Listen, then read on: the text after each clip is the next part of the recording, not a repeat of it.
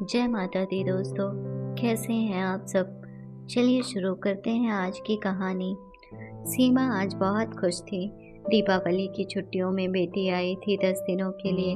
बचपन से ही विद्रोही स्वभाव की आयुषी खुद को पापा जैसा ही कहती थी। दोनों बच्चों के स्वभाव में जमीन आसमान का अंतर था। सीमा का बेटा शांत और कम बोलने वाला था, वहीं बेटी मुंहफट और जिद्दी भी अपने पापा की तरह ही थी। रूप रंग में भी माँ जैसी नहीं दिखती थी। सीमा अक्सर उससे कहती, तू मेरी बेटी होकर ऐसे कैसे हो सकती है। तो वह हंसकर कहती, मैं पापा की ज़्यादा और आपकी कम बेटी हूँ। स्वभाव से माँ के विपरीत होने पर भी एक खासियत थी उसकी कि माँ के लिए कुछ भी करने को तैयार। सीमा को कभी उसे कुछ सिखाना नहीं पड़ा। कब वह घर संभालना, खाना बनाना, पूजा पाठ करना सीख गई, पता ही नहीं चला। अपनी माँ की ढाल बनती गई वह समय के साथ साथ, पर माँ की गलती पर पापा का पक्ष लेने से भी नहीं चूकती थी वह। 10वीं के बाद बेटे के कहने पर ही उसे विशाखापट्टनम पढ़ने भेजा था। छोड़ने सीमा ही गई थी। रास्ते पर समझाती रही वह, मम्मी रोना मत, दूसरी माँओं की तरह तुम एक टीचर हो, स्ट्रांग हो, तुम्हें शोभा नहीं देता रोना। उसके साथ ही सीमा के विद्यालय के बहुत सारे बच्चे जा रहे थे। दाखिले के बाद होटल आते समय उसकी आंखों से एक बूंद भी नहीं छलका। वादे के हिसाब से सीमा भी नहीं रोई। वहाँ बड़े शहरों के बच्चों के साथ साथ उसने बड़ी मुश्किल से सामंजस्य बैठाया था। उसे डॉक्टर नहीं बनना था, पर माँ की खुशी के लिए नीट की कोचिंग की। 12वीं में बहुत अच्छा रिजल्ट आया था, पर नीट में सेलेक्ट नहीं हो पाई। डेंटल मिल रहा था तो उसने साफ मना कर दिया। बड़े भाई ने बीएससी बायोटेक में एडमिशन करवा दिया तो वह करने लगी। फाइनल ईयर में सीमा को पता चला कि उसे तो इंटीरियर करना था, पर माँ की इच्छा के लिए बीएससी कर रही थी। गोल्ड मेडल लाकर उसने कहा, ये तुम्हारे लिए। हमेशा बच्चों को संस्कार सिखाती रही ना तुम। हमें भी संस्कारों की दुहाई दे देकर पाला तुमने। कभी किसी बात के लिए जोर ना देकर कहानियाँ सुना सुना कर हमसे अपने मन का करवा लिया। मम्मी, मैं और दादा तुम्हें किसी के सामने शर्मिंदा कैसे होने दे सकते हैं। ये मेडल तुम्हारे संस्कारों की शिक्षा है। बाहर रहकर भी मैं कभी कुछ गलत नहीं कर पाई, सिर्फ आपके संस्कारों की वजह से। सीमा अवाक होकर देख रही थी बेटी को। कितना परिवर्तन आ गया है समय के साथ। अब तो बिल्कुल माँ की तरह ही दिखने भी लगी थी। एमएससी अब उसकी मर्जी से फूड टेक्नोलॉजी में करने दिया सीमा ने। 2 साल के लिए फिर नया शहर। ये हम माएँ अपनी बेटियों को अनजाने में ही ससुराल में सामंजस्य करना सिखा देते हैं। बेटे को बाहर जाना नहीं पड़ा, यहीं रहकर पढ़ रहा था और पापा की देखभाल भी कर लेता था। सीमा खुद से ही पूछती कभी कभी, माँ ही बेटों को अगला पुरुष बनाती है। घर में लाड़ प्यार से उनके सारे काम करके पहले तो उनकी आदत बिगाड़ती है, फिर हम बेटियों से उनकी तुलना करती है कि कुछ नहीं करता घर का काम। अब बेटी को नौकरी भी मिल गई है पुणे में, अकेले सब संभालने में माहिर थी। भाई जाकर देख आया और संतोष से बोला, मम्मी बहुत अच्छा ऑफिस है, घर भी बहुत अच्छी जगह लिया है उसने। हम दोनों कभी नहीं कर पाते इतनी अच्छी व्यवस्था उसके लिए। बेटे के मुंह से सुनकर दिल को ठंडक मिली। बाद में खुद सीमा भी जाकर रह आई थी बेटी के पास। ऐसा लगा कि उसने 4 धाम की यात्रा करवा दी। इससे बड़ा सुख एक माँ के लिए क्या होगा कि बेटी कहीं भी रहे, संस्कार न भूले। जो बेटी बचपन से रिश्तेदारों से भागती थी, वह वहीं रहने वाली अपनी छोटी बुआ को डांट कर बुलाती थी, यह कहकर कि तुम्हारा भाई नहीं है तो क्या हुआ, 2 मायके हैं तुम्हारे, एक मेरी मम्मी का घर, एक मेरा घर। बुआ ने खुद रोकर बताया था सीमा को। ये कब सीख गई तू, पूछने पर वही हंसकर चिढ़ाना। बचपन से यही तो देखते आए हैं।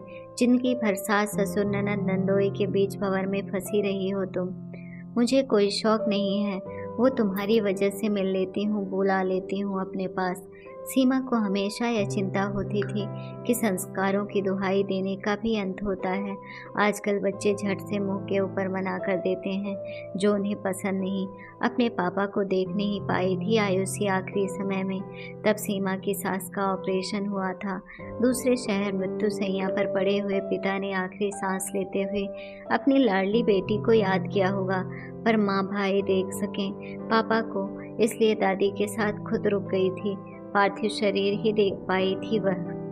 रोई नहीं बिल्कुल भी, यह कहकर बहुत तकलीफ में थे मम्मी पापा। अच्छे इंसान थे ना, इसलिए ईश्वर ने ज़्यादा कष्ट भोगने नहीं दिया। अपने बड़े भाई की हर जरूरत ठीक वैसे ही पूरी करती जैसे पापा करते। रिश्तेदारों से नफरत हो गई थी उसे। आज सब कुछ भूलकर अपनी माँ के कहने पर जितना भी लगाव रख रही है काफ़ी है। सीमा हमेशा समझाती उसे, देख मम्मा, तोड़ना बहुत आसान है, जोड़ना बहुत मुश्किल है। हमें हमारा परिवार जाति धर्म कर्मों के हिसाब से मिला है, बदल नहीं सकते हैं इन्हें ये लेकर चलना पड़ता है। वह हमेशा कहती, तुम ही निभाना, मुझसे नहीं होगा। आज वही सारे रिश्ते निभा रही थी। शादी के बाद करते ही कहती, मुझे देश से बाहर जाना है, बहुत सारे पैसे कमाना है मम्मी, 2 साल वहाँ रहकर कमा कर फिर आ जाऊंगी तुम्हारे पास। बेटा भी हमेशा यही कहता। मम्मी, उसके साथ ज़बरदस्ती मत करना, उसे नौकरी करने दो अभी, जब वो बोलेगी तभी शादी की बात करना।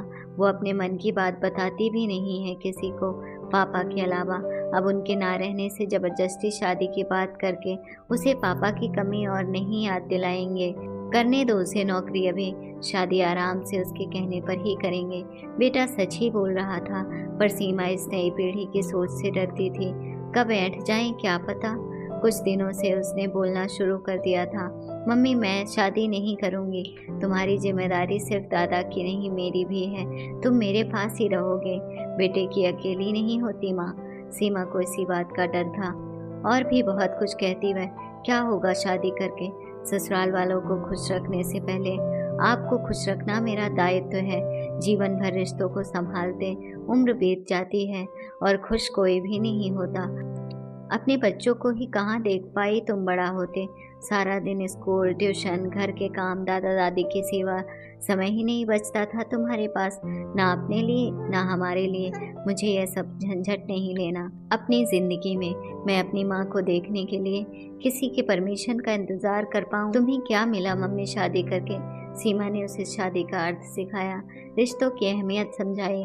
अकेले तो कोई भी नहीं रह सकता, पर बहुत कम ऐसे लायक बच्चे होते हैं जो अपने मायके और ससुराल दोनों को समान प्यार करें। अपने बच्चों को संस्कारित करने वाली माएँ कभी शर्मिंदा नहीं होती। हर बार यह चर्चा बिना किसी नतीजे पर पहुंचे ही खत्म हो जाती। सीमा आजकल के तौर तरीकों से भी वाकिफ थी। बच्चों को आजकल शादी से ज़्यादा लिव इन में रहना पसंद था। जाति बिरादरी कुल यह सब अब कौन सोचता है, पता नहीं क्या करेगी। अब की बार बात करें क्या, फिर से सीमा सोच रही थी। तभी बेटी ने चौंकाया, मम्मी आपको पता है नीदरलैंड से जॉब का ऑफर मिला है, बहुत बढ़िया पैकेज है। उसकी बात आधे में काट कर ही बोली सीमा, कर लेना ज्वाइन, यहाँ तो बहुत कम पैसा मिल रहा है, वहाँ 2-3 साल कर लेगी तो यहाँ आकर अच्छी जॉब मिलेगी। अरे रुको तो आप, क्या कह रही हो? अच्छा पैसा देखूँ या सुरक्षा? बाहर जाने के बाद क्या मैं जब मन तुम्हारे पास आ पाऊँगी? वीज़ा में नाटक होता है, उनकी मर्जी से आना होगा। मुझे मेरी माँ के पास आने के लिए परमिशन का इंतज़ार करना पसंद नहीं है।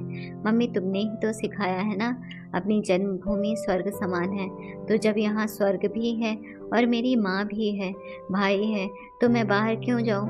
पैसा कब से आपके लिए प्राथमिक है, ऐसा सोचना भी मत। सीमा वाकई में शर्मिंदा महसूस कर रही थी ऐसा बोलकर। 12 सालों से घर से बाहर रहने वाली बेटी को घर से इतना जुड़ाव है, यही क्या कम है? उसका डर भी समझ आया सीमा को। अब पिता को आखिरी समय देख नहीं पाने का दंश जीवन भर शूल की तरह चुभता रहेगा। अब वह माँ से दूर कैसे जा सकती है? सीमा ने सॉरी कहा बेटी को, तू कहीं मत जाना, यहीं रह अपने देश में। बेटी ने सीमा के गले में बाहें डालकर एक और सरप्राइज दे दिया, मम्मी अब अगले साल से ढूंढना शुरू कर दो अपना दामाद। मुझसे अब तक नहीं हुआ तो अब होगा भी नहीं। किसी लड़के से बात करने से पहले ही ब्राह्मण कायास्थ की जांच पड़ताल करने लग जाती हूँ। कोई मिलने बुलाया है चाय पर तो यह बोलकर मना कर देती हूँ कि फिर उसे उम्मीद ना बन जाए। मैं किसी को इस्तेमाल कर भी नहीं सकती और ना किसी को अपना इस्तेमाल करने दे सकती हूँ। ये जो बचपन से दूध के साथ बॉर्नवीटा की जगह संस्कार पिलाया है ना तुमने, हम चाहकर भी कुछ गलत नहीं कर सकते। तुमने बहुत ही चालाकी से परवरिश की अपने बच्चों की। अब दामाद और बहू भी तुम ही ढूंढना। शादी ठीक समय पर हो जाए तो ही अच्छा है। एक बात और, तुम अकेले ही अपने बच्चों को लायक बनाने वाली नहीं रहोगी। मैं भी तुम्हारा चैलेंज स्वीकार करती हूँ। शादी भी करूँगी, ससुराल और मायका दोनों संभालूंगी और बच्चों को अच्छा इंसान भी बनाऊंगी। सीमा को तो आज अपने संस्कारों की शिक्षा का सबसे बड़ा मेडल मिला। सीमा ने बेटी को सीने से लगाकर कहा, थैंक यू, तूने मुझे अपने संस्कारों के आगे शर्मिंदा होने से बचा लिया। अगर आपको कहानी अच्छी लगी हो तो अपने दोस्तों के साथ भी शेयर कीजिए और कमेंट में ज़रूर बताइए कि कैसी लगी ये कहानी। और हाँ, चैनल को सब्सक्राइब करना ना भूलें। धन्यवाद।